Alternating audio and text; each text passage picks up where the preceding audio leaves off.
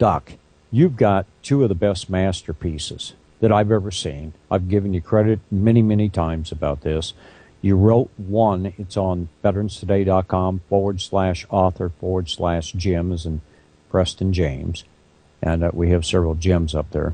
But on your page in particular, if people were to go back, to way back, several pages back, to some of your original stories, you had one that was a masterpiece. Nobody had ever written a piece like this. It was called 001 Kingpins, Cutouts, Hybrids, and Aliens, I believe it was. And now you've recently put out another one that's on Veterans Today. It's in the top stories. Alien Agenda, The Worm Has Turned. Will you talk about these two stories, please? Nobody really knows for sure how far this alien situation has gone. But we've heard from good sources that there are 200,000 aliens or alien hybrids walking among us that apparently can pass for human. We know that. There's good reason for that. We also know that they're not like us. They do not have the human emotions that we have. They do not have conscience, apparently.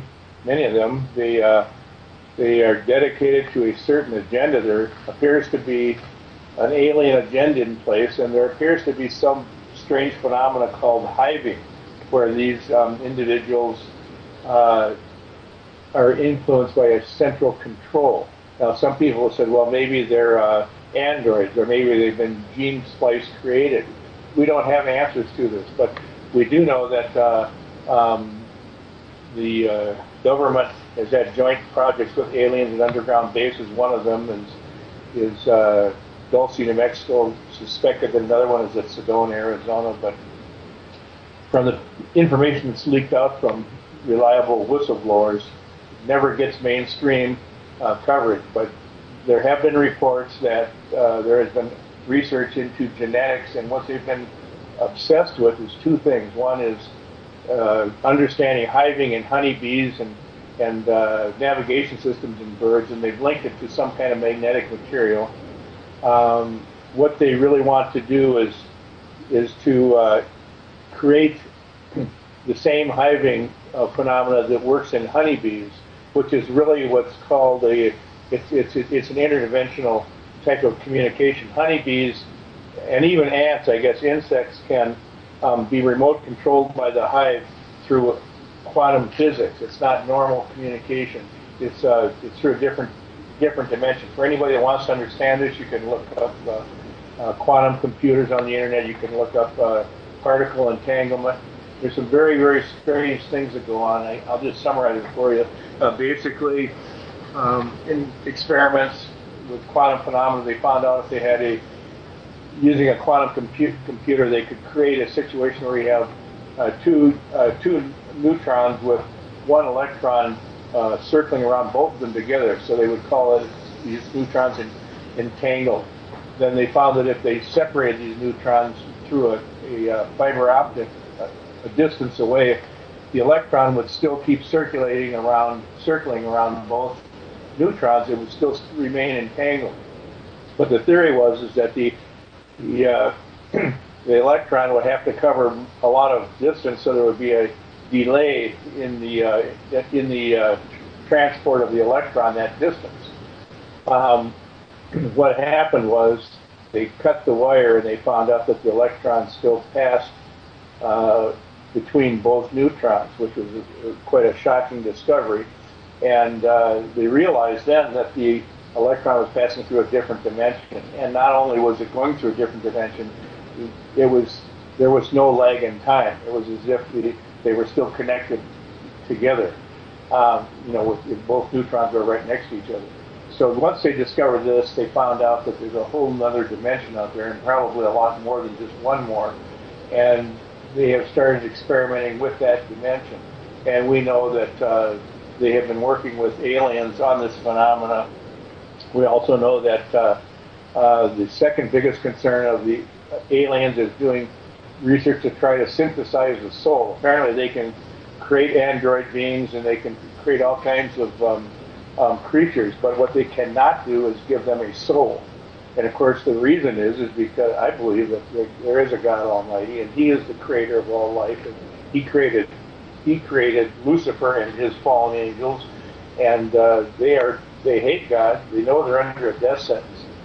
You've probably heard about the term Nephilim, who have been reputed to have come to Earth a number of times, left their rightful abode, and come through another dimension into the Earth. And actually, the Nephilim are male, and they bred with female Earth women.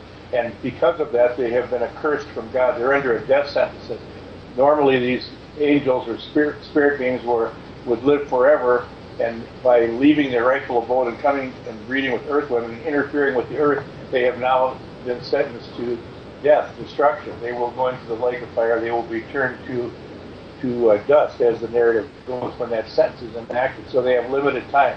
But in the process, they have this belief that if they can create their own race down here, kill off all the humans and repopulate the Earth with their race, that they can create enough of an argument that God will not sentence them to death.